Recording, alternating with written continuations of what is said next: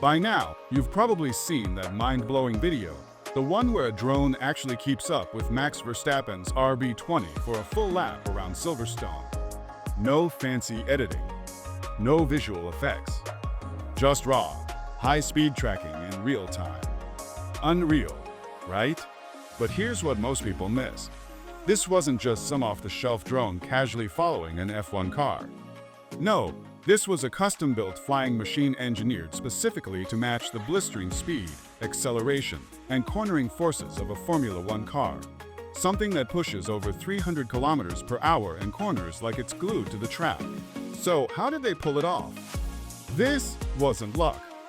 It was the product of next-level drone tech, months of intense testing, and a pilot team with nerves of titanium.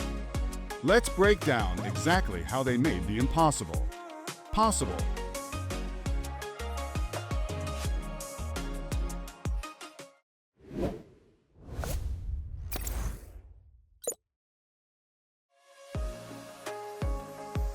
So, here's where it all began.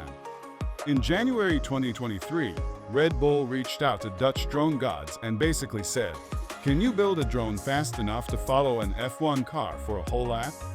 Now, if you know anything about F1 cars, you know they're not just fast in straight lines. They corner like they're on rails and change speeds so violently.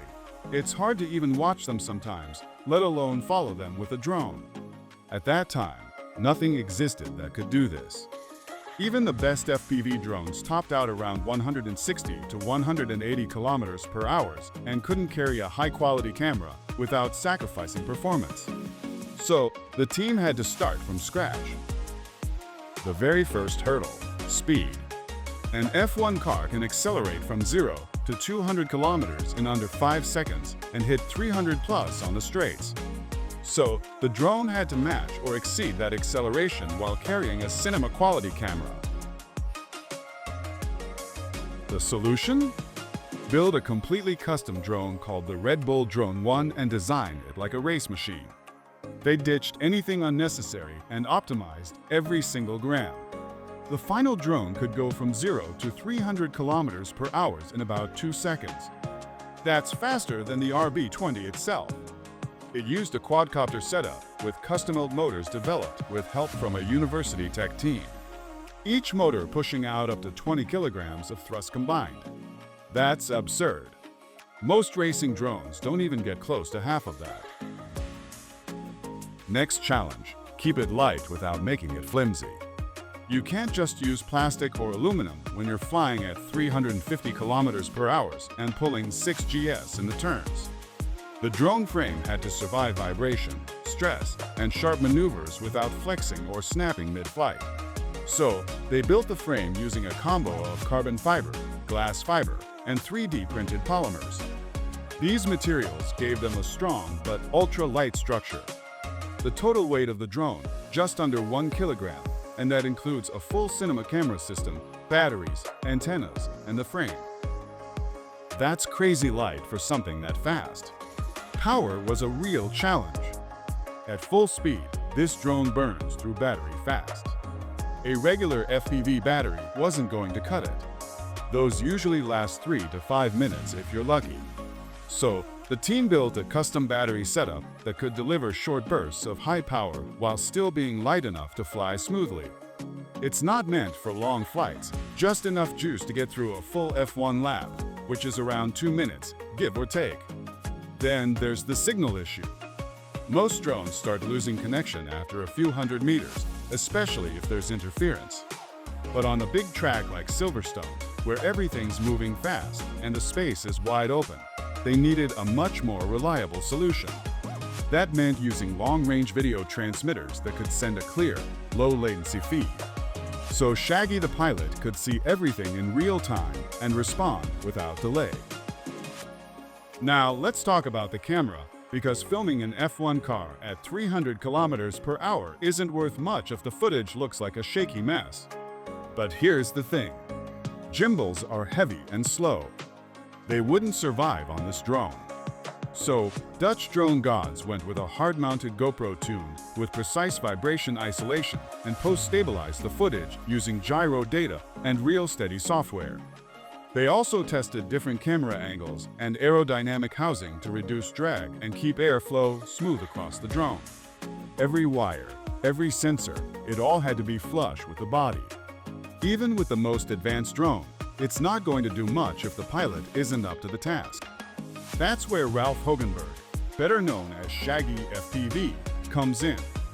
He wasn't just taking the drone for a casual spin.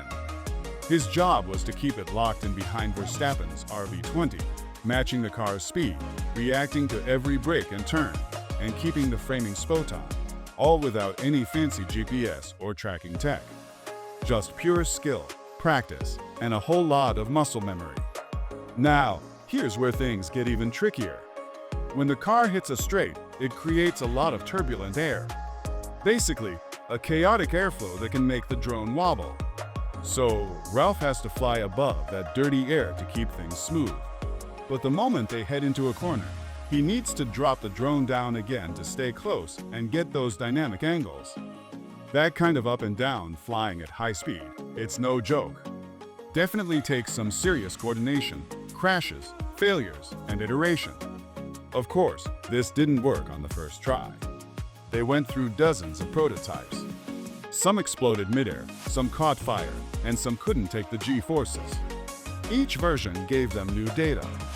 They kept adjusting motor thrust curves, frame stiffness, and even rewrote firmware to reduce lag in controller inputs.